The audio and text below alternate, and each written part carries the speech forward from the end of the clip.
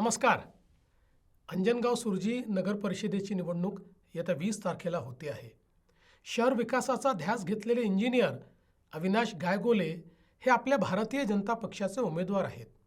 विठ्ठल मंदिराचे नूतनीकरण, संत रूपलाल महाराज स्मारकाचे काम, नवीन बस डेपो, अद्ययावत क्रीडा संकुल, झोपडपट्टीवासियांना मालकी हक्काचे पट्टे, नदीपात्र सौंदर्यीकरण अशा अनेक कामांचा आराखडा त्यांनी मांडला आहे. माझी सर्व मतदार बंधू आणि भगिनींना विनंती आहे की त्यांनी अंजनगाव सुरजी येथील आपले नगराध्यक्ष पदाचे उमेदवार अविनाश गायगोले आणि इतरही भाजपच्या उमेदवारांना प्रचंड बहुमताने निवडून द्यावे.